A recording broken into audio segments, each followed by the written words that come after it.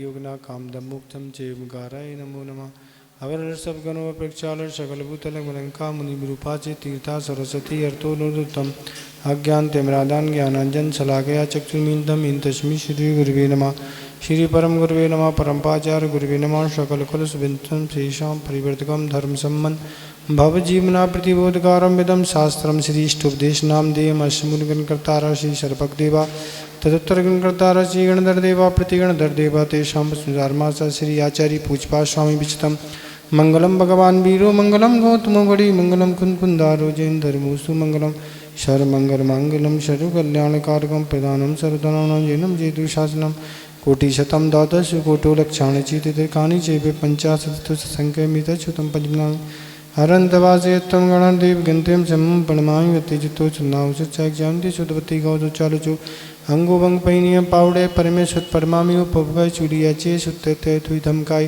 रंज कालमच्चिमी पूजी मन्नामि नमस्सामि तुको को कमको बोलाओ शोगई गरम समाही मंडम जिनको सपत्ति हो मज्जम नमुसु आपरानिक स्वाध्याय विनम श्रीमत आचार्य भक्ति गावसुं करो।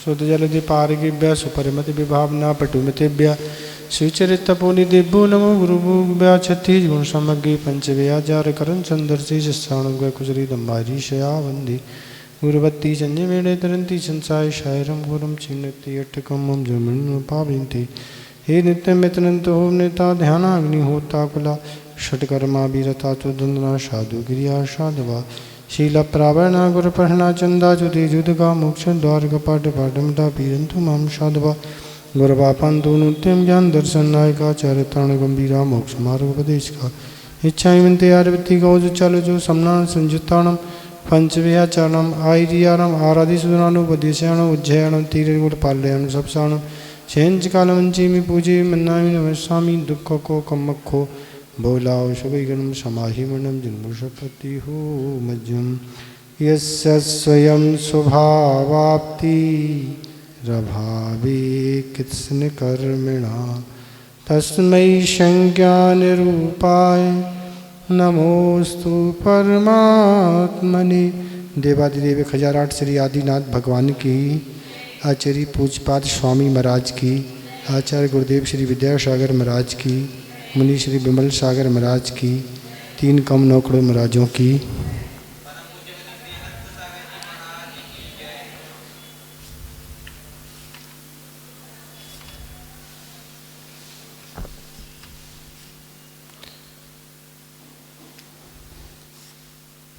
कल जब शिष्य ने सुना कि लोभ धन के प्रति नहीं करना चाहिए, तब शिष्य ने शंका की कि पुण्य वृद्धि के रूप और पाप की हानि रूप पात्र दान करना, देव पूजा और देव प्रतिष्ठा आदि सभी कार्य धन से होते हैं, धन के अभाव में नहीं हो सकती। अर्थात धार्मिक कार्य संपन्न हेतु क्या हम धन का उपार्जन नहीं कर सकते? भाई जो भी हमें काम करना पड़ेंगे, पात्रों को दान देना, पूजन आदि प्रतिष्ठा आदि जो भी कराना, उसके लिए धन चाहिए है, और धन चाहिए, हमारे पास धन है नहीं, तो उसके लिए हमें उपार्जन तो करना होगा। तो हम उपार्जन करने में क्या कोई दोष है क्या? तो उसके लिए आचार्य महाराज यह 16वां श्लोक दे रहे हैं कि यही भी एक दोष है, इसके लिए भी निषेध कर रहे हैं। क्यों कर रहे निषेध? तो वह आएगी आगे बात, इसका उच्चारण करें। त्यागायश, इसमें स्वराघात कर देंगे सा का, और त्यागाय पढ़ेंगे तो स्वराघात नहीं हुआ, इसलिए त्यागायश श्रेयसी श्रेयसी श्री यसी श्री श्री श्री यसी वित्त, इसमें विसर्ग नहीं है, विसर्ग है क्या? वित्त में विसर्ग नहीं होगा।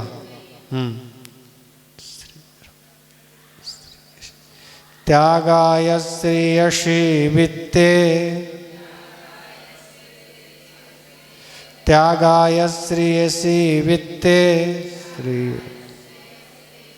मवित्तः मवित्तः संचिनोति संचिनोति याः या मवित्तः संचिनोति याः मवित्ता संचिनोति याः स्वा स्वा शरीरम शरीरम शा पंकिनश, इसमें भी शा का स्वराघात होगा। पंकिनश स्वशरीरम शपंकिनश स्नास्या स्नास्या मीति मीति विलिम्पति विलिम्पति। ला पे भी मात्रा है कि नहीं? नहीं है, तो दोनों पाठ हैं, कहीं के भी विलम्पति भी है और लिम्पति भी, दोनों है। इसमें लिम्पति है, दोनों पाठ मिल जाए, कहीं लंपति भी है, विलम्पति भी है और विलिम्पति, ठीक है। स्नास्यामीति विलिम्पति। पढ़े, उच्चारण करें।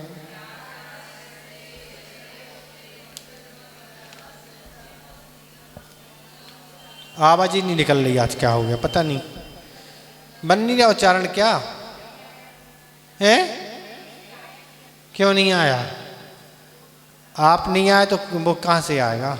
हाँ, त्यागायश त्यागायश श्रीषि श्रीषि वित्ते त्यागाय श्रीषि वित्ते त्यागाय श्रीषि वित्ते मवित्तः मवित्तः संचिनोति संचिनोति या मवित्ता संचिनोति याः सौ शरीरम सा पंकिनश स्वशरीरम शपंकिनस स्नास्या स्नास्या मीति विलिम्पति। और जहाँ लंपति है वो विलम्पति पढ़ लें, ठीक है। जिसमें जो पाठ हो, दोनों पाठ हैं, विलम्पति भी है और विलिम्पति भी है। स्नास्यामीति विलम्पति करें उच्चारण। हाँ,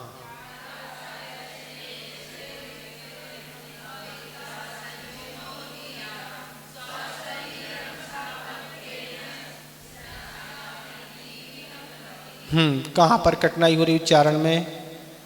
ठीक से बन रहा?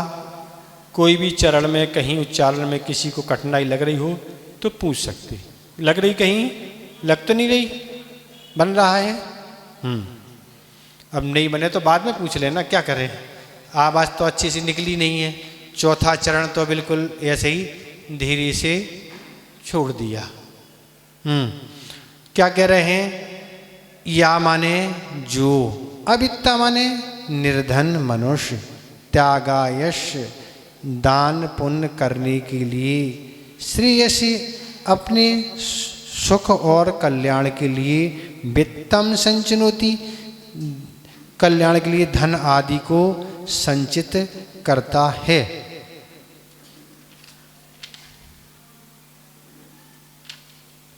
सा स्नास्यामि इति स्वशरीरम पंकीन विलिम्पति।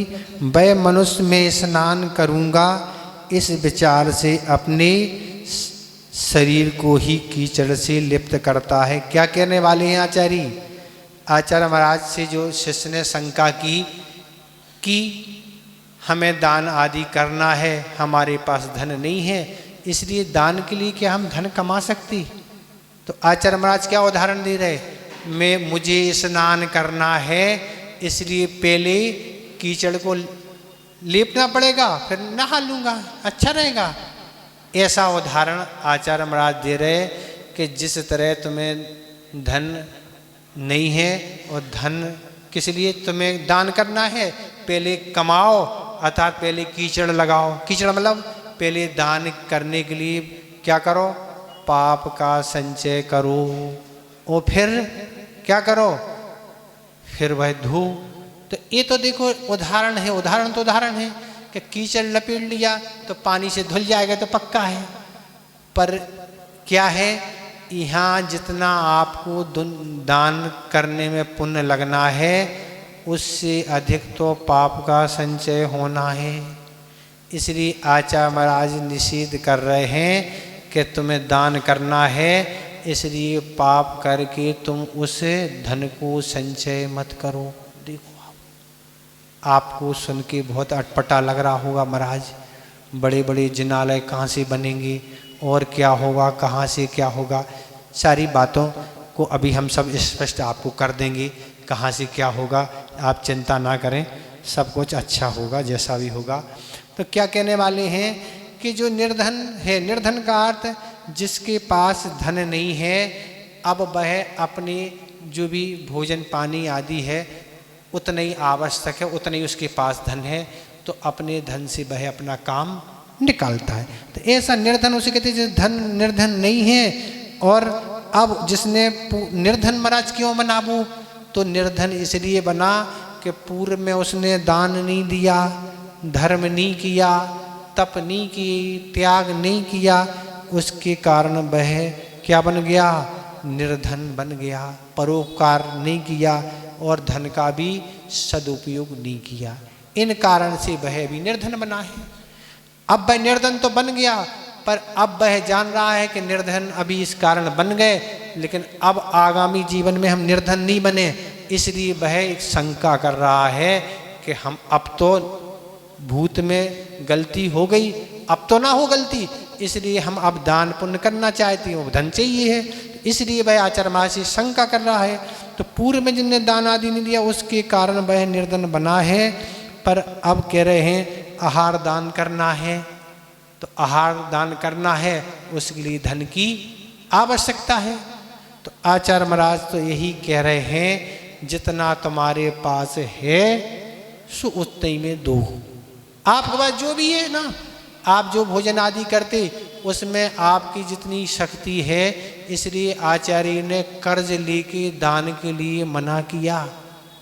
अगर आपको आहार दान करना है तो कर्ज लेके आप आहार दान नहीं कर सकते, कोई भी दान नहीं कर सकते।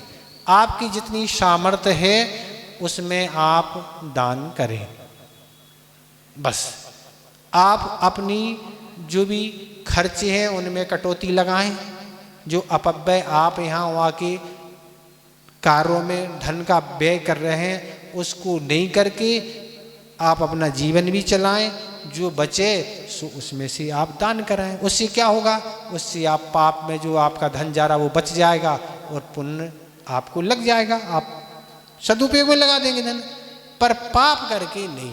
तो अब दान करना है तो दान करना है, तो दान के लिए आप आहार दान करना है तो जो आपकी संभव है, पर दान करने से भी आहार दान अपन करेंगे तो पड़घान करके जो भी नवदापूर्व आहार देंगे उससे हमें क्या होगा, पुण्य का संचय होगा। पर जो हमारी सामर्थ्य है वही है, आप पूर्ण अपना दान पड़घान करके अतिथि संभाग कर सकते हैं, आपकी क्षमता है तो आप करें। जरूरी नहीं कि सब कुछ ही हम दें तभी है, जो है तो वही आहार दान है, नहीं तो अपनी वस्तु कहीं भी अपन दान करते हैं वो भी एक दान की कोटि में, ऐसा नहीं कि दान की कोटि में नहीं है, सब दान की कोटि में है। तो इस तरह से आहार दान क्या है, आहार दान से जो मुनिराज को आपने आहार दान दिया उससे महाराज ने जो साधना की उसका 6वां हिस्सा आपको लगता है।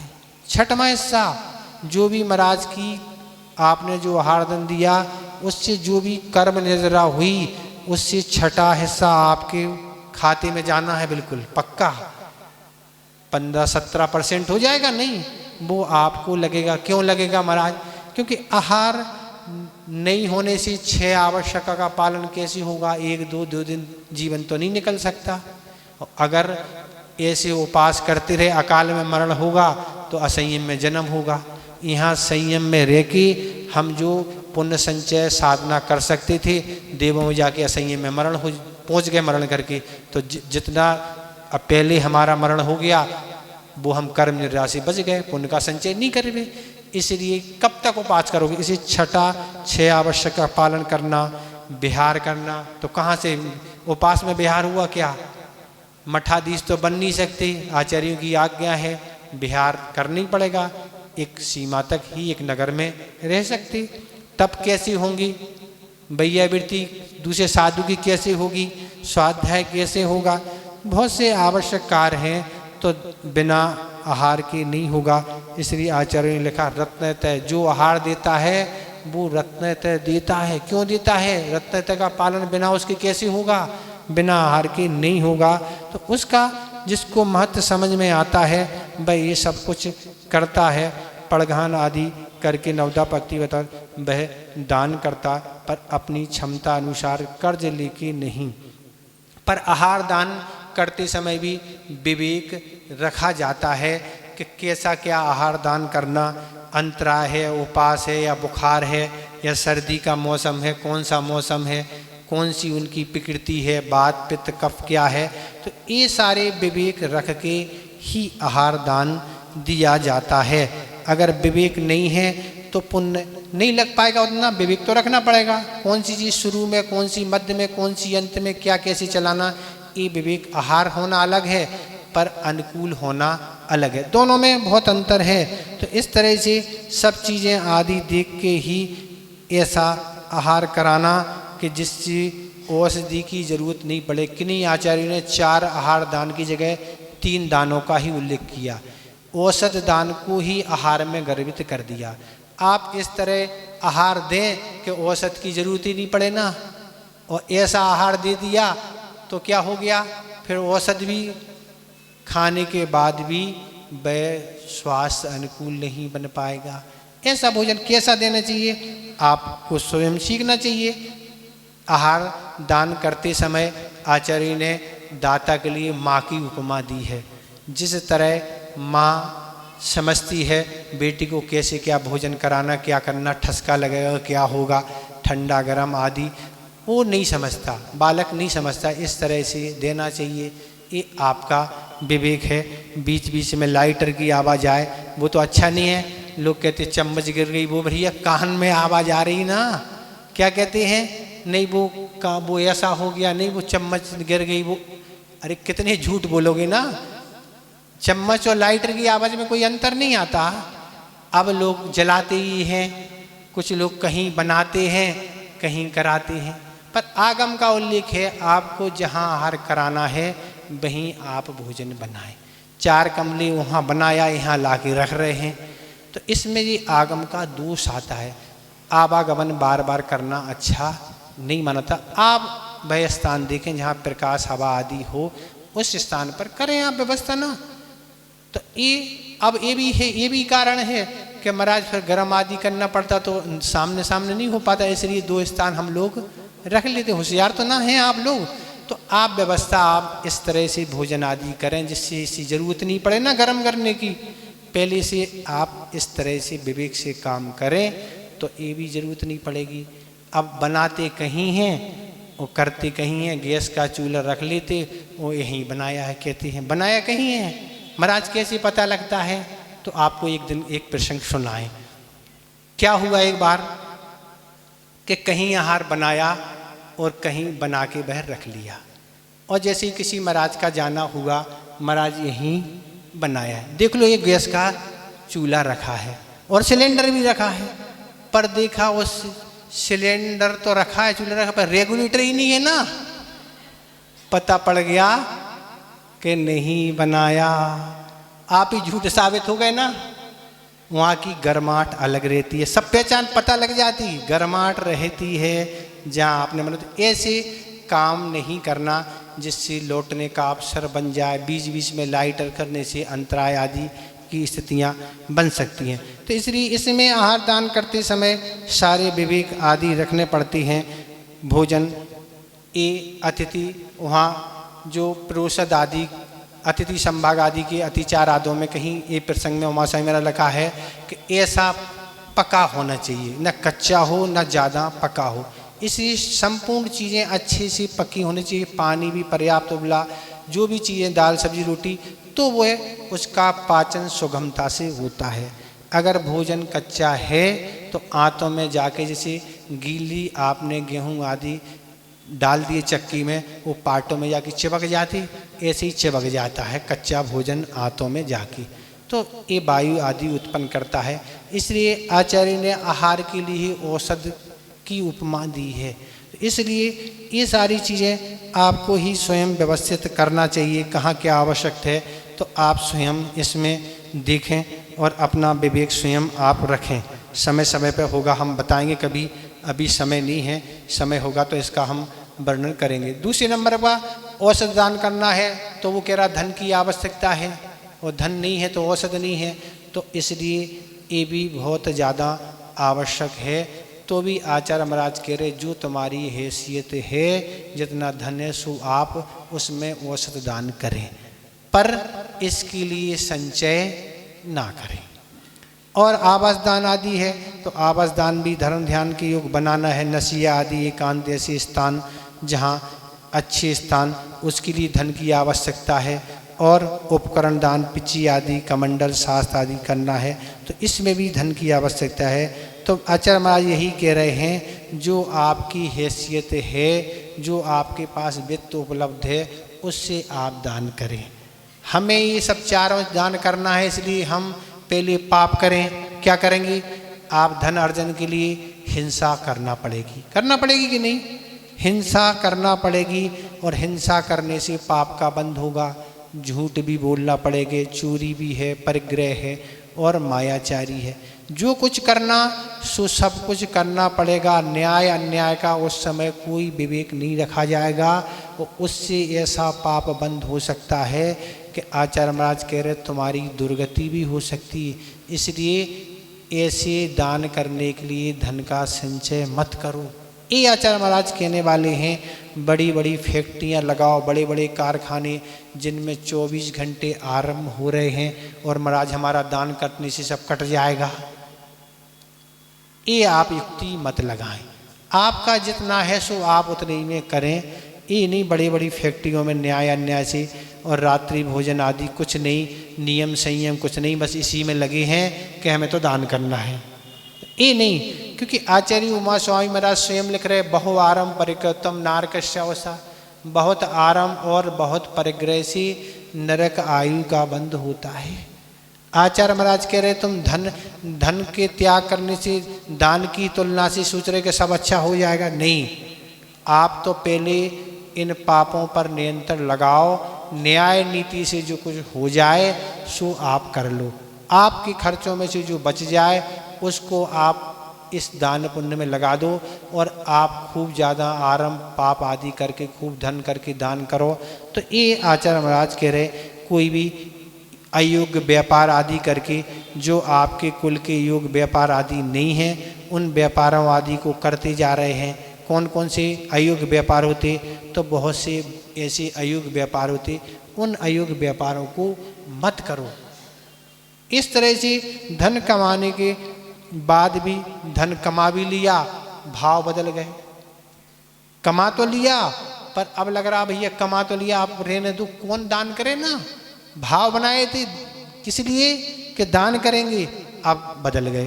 तो इसलिए यदि कदाचित भागन मिल भी जाता है तो अच्छे कार्यों में लगना बहुत कम संभावना रहती है, क्योंकि अब तुमने कमा लिया, रख लिया, हम दान करेंगे, बच्चे ने उठा के जुआ में लगा दिया, अब क्या होगा? चला गया। अब आप दान पुण्य नहीं कर पाए, पर क्या कर लिया? पाप का संचय कमाते समय हो गया। और दान करते समय मान आ जाता है महाराज, मान तो बहुत आ जाता है। वो कहता सम्मान नहीं मिला तो हम देंगे नहीं ना। ना हमारा आपने नाम बोला, ना हमें तिलक लगाया, ना हमें माला पहनाई, ना हमारा सम्मान हुआ, ना हमारी तुमने जय जय कर। हम क्यों देना? मतलब इसलिए आपने दान किया है ना। ये सब चीज़ें भी आती हैं, ये सब पुण्य कटौती में ही कारण बनती हैं। ये आप विचार करो ना, ये अपन को नहीं करना, दान करने वालों को ये अपेक्षाएं नहीं रखना चाहिए।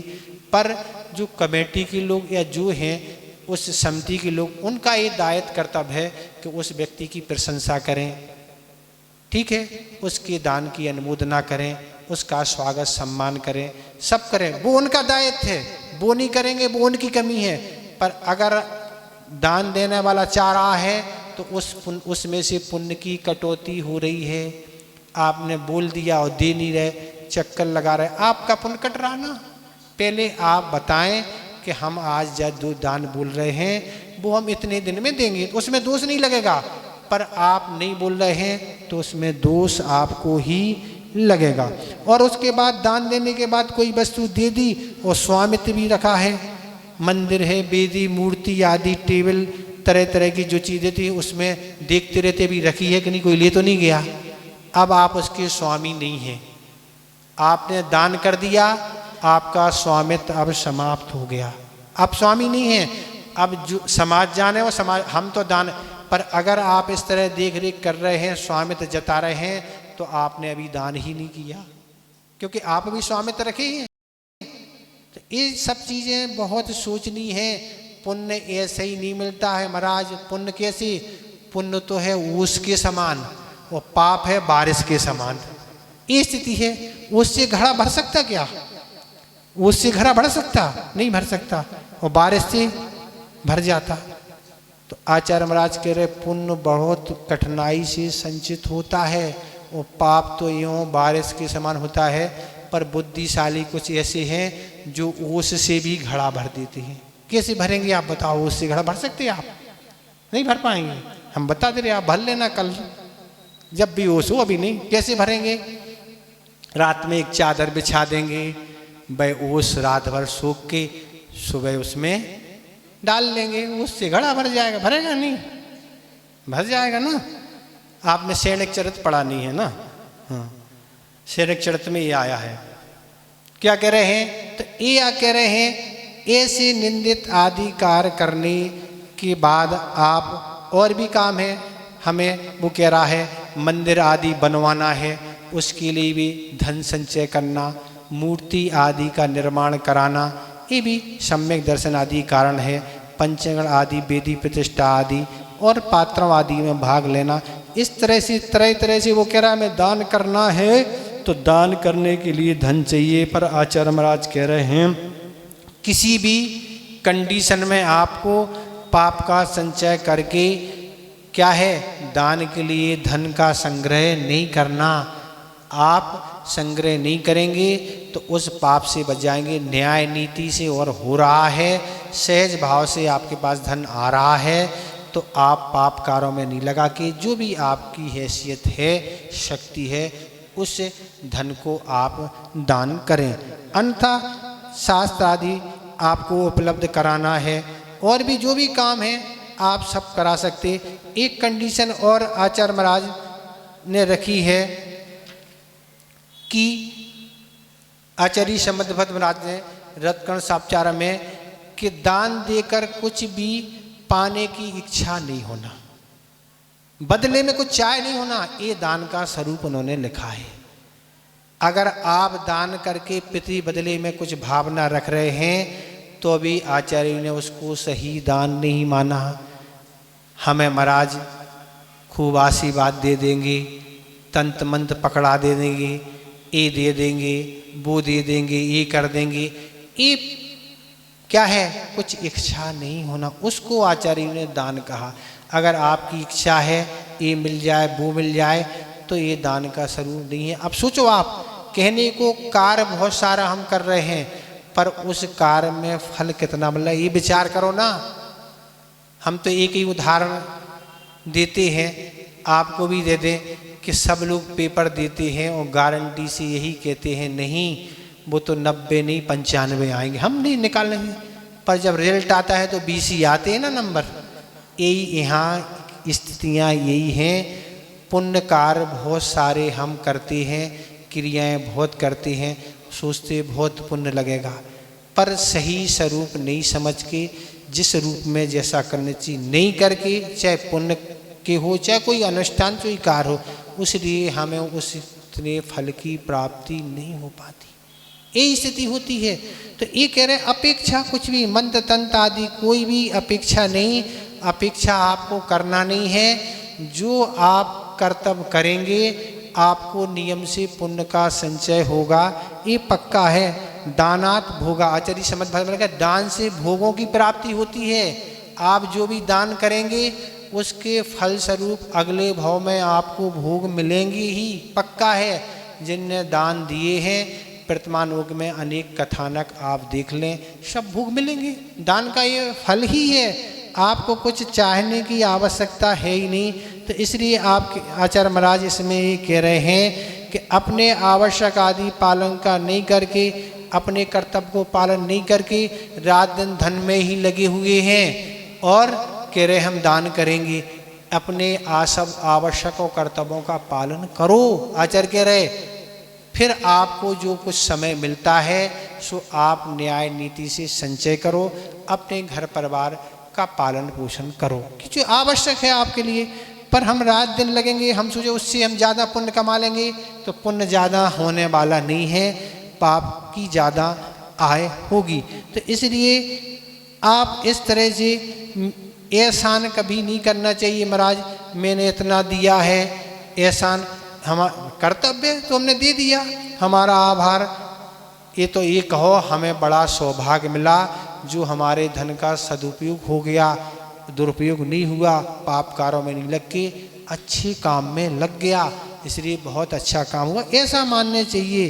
तो आचार्य महाराज तो इसमें इतनी दयालुता रख रहे हैं ये श्लोक में कि जिससे नरक त्रियंच आदि गतियों में नहीं जाना पड़े, इसलिए आचार्य महाराज उस धन के लिए निषेध कर रहे हैं कि पुण्य के लिए नहीं। अब महाराज अगला प्रश्न तो उठ ही रहा होगा, अगला तो अगले दिन बताएंगे, फिर उठेगा एक प्रश्न वो उठेगा, वो हम आपको बाद में बताएंगे।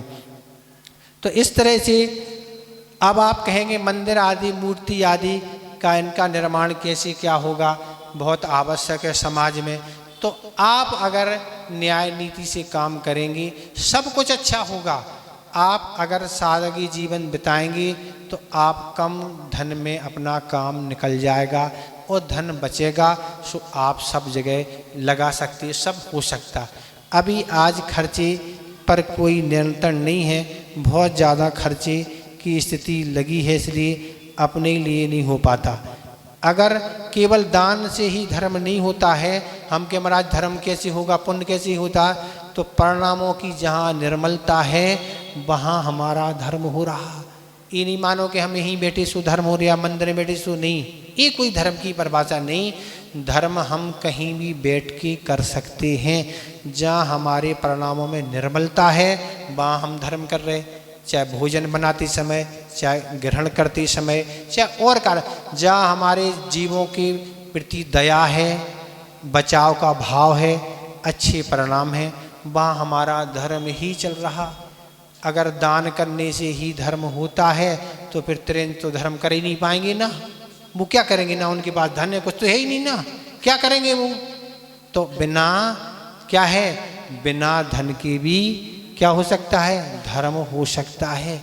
देखो स्वर्गों में सीटें कितनी हैं, देव कितने होते हैं, असंख्यात होते हैं, और मनुष्य कितने होते हैं, संख्यात होते हैं।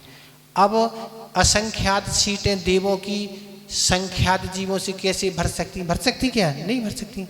तो मनुष्य तो कम जाते हैं स्वर्गों में, त्रियंच से अधिक जाते हैं, त्रियंचों से वो सीटें भरती हैं स्वर्गों की। हमें अभिमान होगा महाराज हम तो त्रियंचों से बहुत बड़े हैं, तो आगम में सिद्धांत ग्रंथों में कथानक मिलते हैं, ऐसे मक्कट कुरकुट आदि ये भी पंचम कुरस्थान धारण करके ये स्वर्ग जाते हैं, और सम्यक दृष्टि तो जाते ही हैं। ऐसे वह भी पंचम गुण पालन महाराज कहाँ से छानते होंगे पानी, महाराज लोटा और छन्ना कहाँ है उनके पास, कहाँ से लोटा और कहाँ से डोर, क्या तो उनका लोटा डोर छन्ना तो श्रद्धान ही है। जितना उनकी शक्ति है उतने ही वह काम कर सकती। आप वैसा नहीं कर, आप वैसा करेंगे तो आप गड़बड़ होगा। उनकी जो सामर्थ्य है वह अपनी सामर्थ्य के अनुसार ही व्रतों का पालन करते हैं। पर एक और त्रिंच व्यवस्था है, मनुष्यों में तो भाव और द्रव्य दो लिंग चलते हैं, पर त्रिंच क्या है, भाव लिंगी ही होते हैं। भाव से ही व्रतों का पालन करते हैं, द्रव्य से नहीं। केवल द्रव्य से करें वो भाव से नहीं, ऐसा नहीं। वो केवल क्या है, द्रव्य के साथ भाव भी रहता है। पर यहाँ तो कभी हो जाता कि केवल द्रव्य से बाहरी कर रहे हैं और अंदर से कुछ है ही नहीं। पर ऐसा त्रिंचों में नहीं रहता, ये विशेषता है। तो इसलिए पुण्य संचय के बहुत सारे साधन हैं। अपन सोचें कि नहीं धन ही दिया सो सब होगा। धन के अलावा जहाँ हमारे परिणाम अच्छे हैं, अच्छे परिणाम बने हुए हैं, निरंतर हम धर्म ध्यान से सहित हैं और पुण्य का संचय हमारे द्वारा हो रहा है। तो इस तरह से आचार्य महाराज इसमें यही कह रहे हैं कि बस अपने खर्चों आदि में लगाओ। बताओ जबलपुर में तो पिसनारी की बढ़िया बना दी, कहाँ से बना दी, कोई फैक्ट्री थी क्या उसके यहाँ? बताओ, बना दी नहीं। तो ऐसे अनेक उदाहरण भी आपको दुनिया में मिल सकते हैं कि अपने धीरे धीरे संचित करके धन का और अच्छे उपयोग में उन्होंने लगा दिया। ऐसे ऐसे लोग भी हैं और ऐसे ऐसे लोग हैं अपार धन संपदा है पर दान देने ही नहीं ना। तो दान नहीं देना है तो क्या होना, कमाने में पाप का बंद हो रहा है और मिटाने में तो हो ही रहा है ना।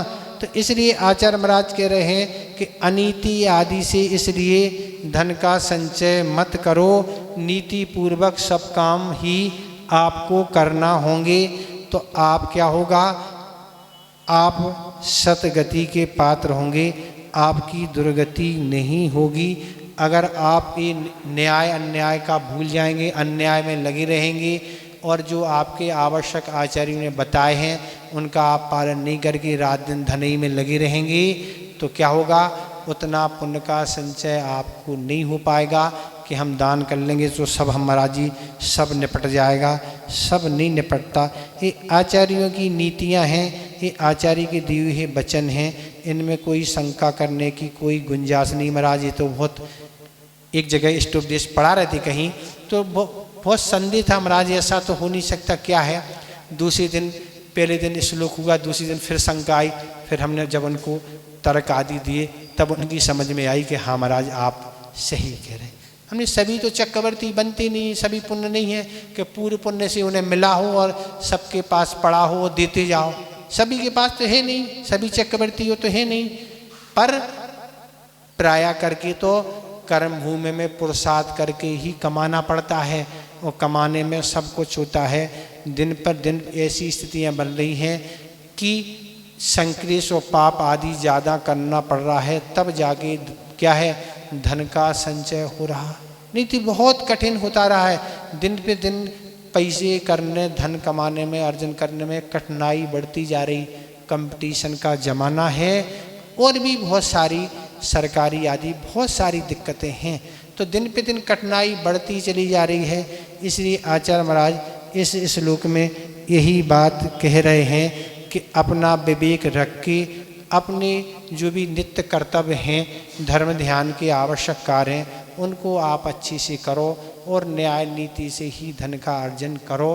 फिर आपका जो भी बचता है उसको आप अच्छी से लगाओ। आज बोलियों का ज़माना इसलिए आ गया। पहले के ज़माने में ये है, जो आय होती थी फिक्स कर लिया, हमें छठा हिस्सा आदि जो कुछ भी देना सो देते थे, बस सो व्यवस्थाएं सब अच्छी चलती थी, सब कुछ होता था।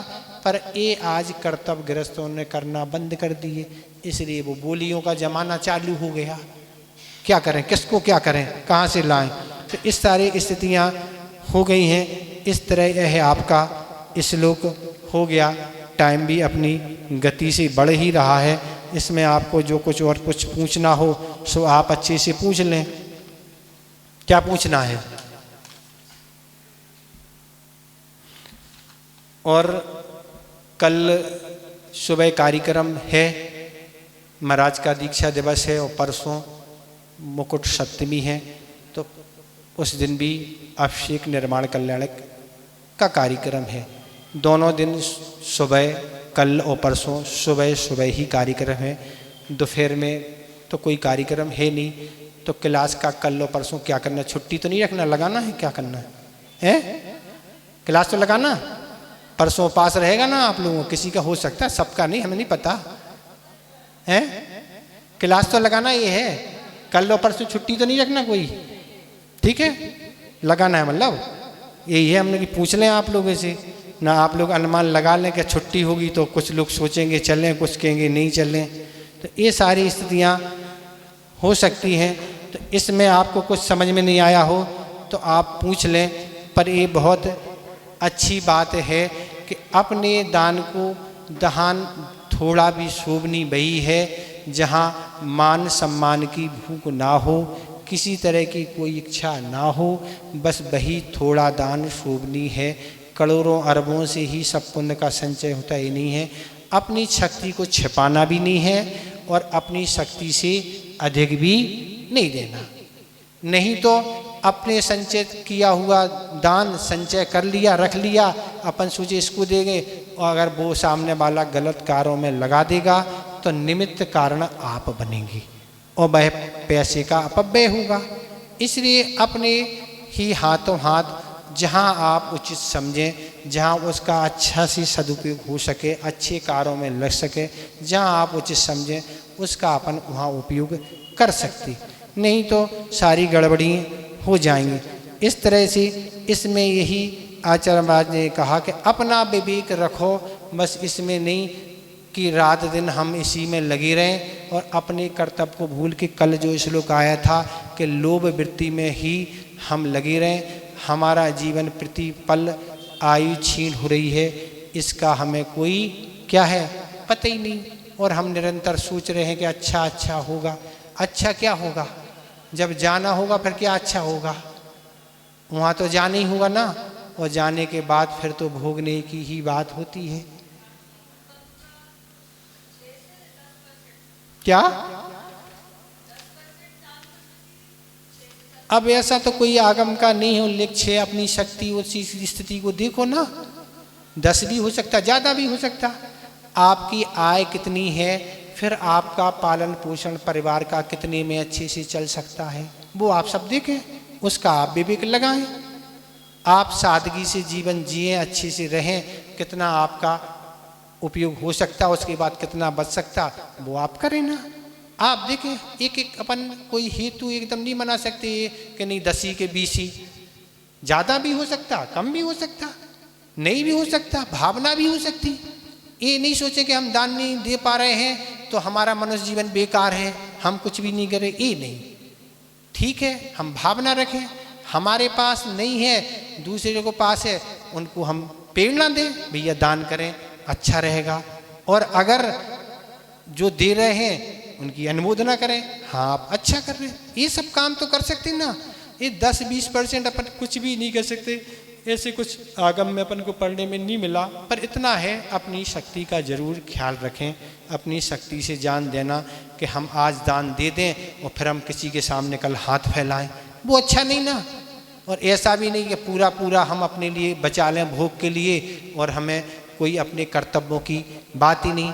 देखो पूर्वजों ने कितना ख्याल रखा, पूर्वजों ने इतने विशाल मंदिर बनवाए, मूर्तियां बनवाई, चांदी सोना, दुकान मकान जमीन क्या क्या दे गए, इसलिए कि जो भी मंदिर वगैरह हैं उनकी अच्छी से रक्षा हो सके, उनकी अच्छी से पूजा अर्चना हो सके।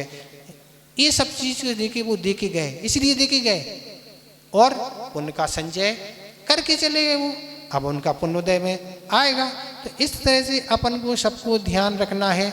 हम आपको छोटी सी एक कथा औषध दान में बता देते हैं, याद आ गई। श्री कृष्ण महाराज ने जब सुना कि भगवान नेमिनाथ भगवान का समूषण आया है, उनका भाव था कि हम दर्शन करने चलें। और भाई दर्शन करने जा ही रहते कि रास्ते में एक मुनि राज का उन्हें दर्शन हुआ।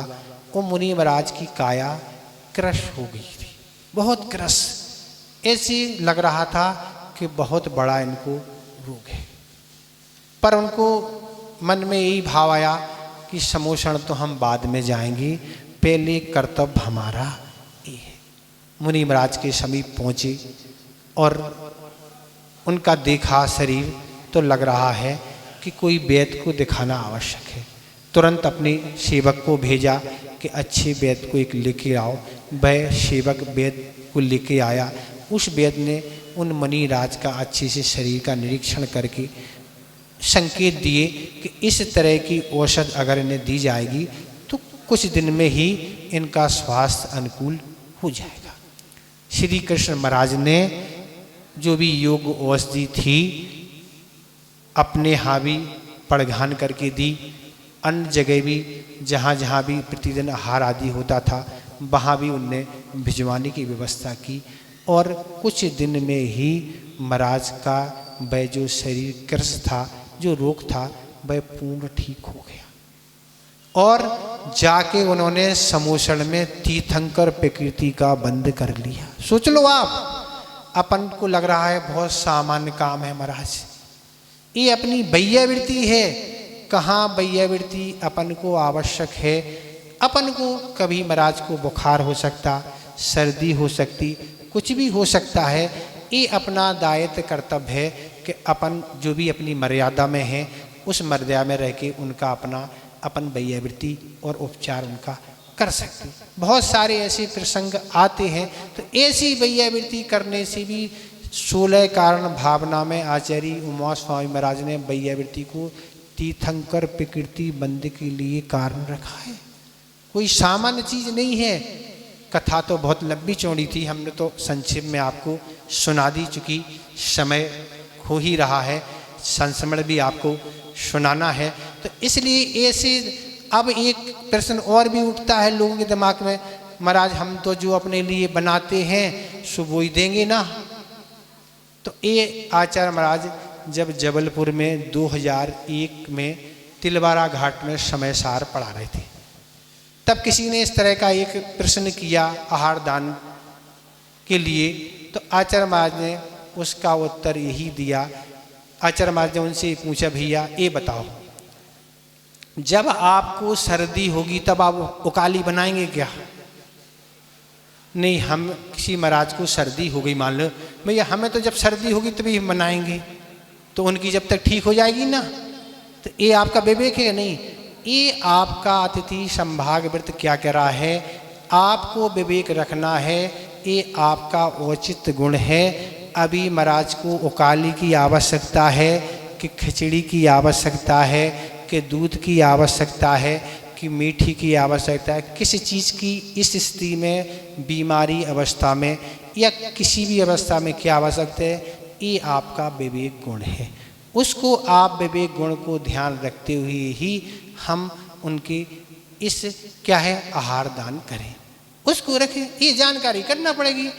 दान तो कर रहे हैं आप, पुण्य का संचय तो हो रहा है, पर इतना आप याद रखेंगे तो इससे और ज़्यादा आपको पुण्य का संचय होगा।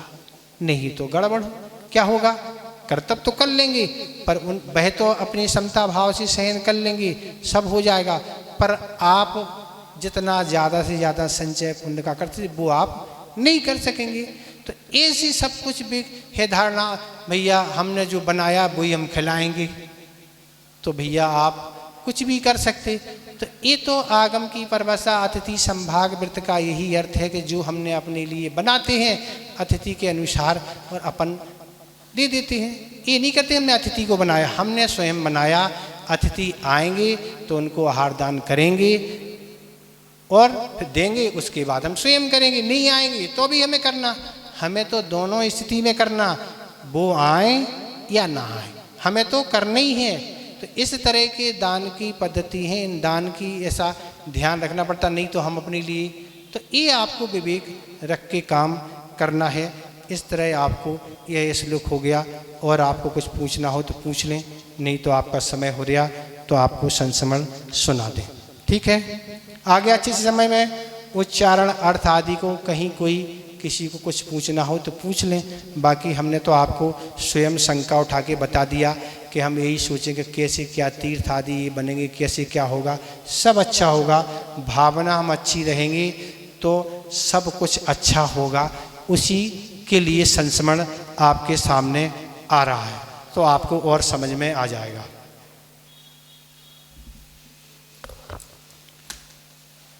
आचार्य महाराज 2001 कुंडलपुर में विराजमान थे और आचार्य महाराज की सानिध्य में 2001 फरवरी में वहाँ पंचकाणक संपन्न हुआ और कुछ दिन आचार्य महाराज का वहाँ रुकना हुआ और रुकने के बाद लगभग आचार्य महाराज मार्च के महीने में बिहार करके बोरीबंद क्षेत्र पहुँचे। और पहले ही दिन आचार्य महाराज पहुँचे जो बोरीबंद क्षेत्र पर पूजन का काम करता था पुजारी, तो पहले ही दिन उसके यहाँ आचार्य महाराज का आहार हो गया।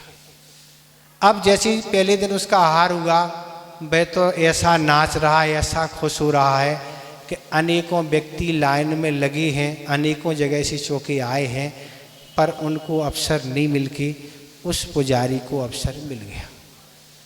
और जैसे ही वह अपने घर से आचार्य महाराज को छोड़ने आया और खुशी खुशी में उसने 11,000 रुपये की घोषणा कर दी कि हम 11,000 रुपये इस क्षेत्र को दान करेंगे। लोग उससे कह रहे तुम पागल हो गया ना, चुकाएगा कैसे ना तुम? 11,000 तो उसने बोल दिए, 3,500 रुपये तुम्हारी तनख्वाह है, तुम्हारा परिवार भी है, कैसे दोगे, कहाँ से दोगे? भैया बोल दिया, क्या कर देंगे, कहाँ से देंगे? देंगे, अब बोल दिया तो देंगे तो जरूर, पर कैसे देंगे? देंगे। इस तरह से लोग समझा रहे हैं। 11,000 बोल दिए। अब ज़्यादा उसको चिंता नहीं थी। उसके पास 20 बोरे चने के रखे हुए थे और कुछ दिन ही हुआ कि चने के रेटों में एकदम से उछाल आ गया। 1,000 रुपये बोरे की तेजी आ गई, जिससे 20 बोरे में 20,000 की आय एक्स्ट्रा हो गई। सो उसने बेच के 11,000 चुका दिए और 9,000 और एक्स्ट्रा आ गए। तो जैसे जैसे लोगों की अगर भावनाएं ऐसी होती हैं तो भावना के फलस्वरूप धन कहाँ से कैसे आता है तो लोगों को पता नहीं लगता। भावना हो अपने अंदर, भोगने की भावना हो तो पुण्य घटने में और धन घटने में देर नहीं लगती, पर अच्छे कार्य करने की अगर भावना हो तो बढ़ने में समय भी नहीं लगता। तो ऐसी लोगों की स्थितियां हैं। इसी के फलस्वरूप हमने ऐसा आपको संस्मरण भी सुना दिया कि आप चिंतित थे महाराज कैसे क्या होता होगा, तो ऐसे ही होता है। ऐसे धन का संचय हो जाता है। समय तो अभी 2-4 मिनट है, पर इतना ही पर्याप्त है। बोधि समाधि परिणाम शुद्धि स्वात्मोत लब्धि शिव शोक सिद्धि चिंतामणिम चिंतित वस्तु दाने तम वंदे मानस ममास्तु देवी।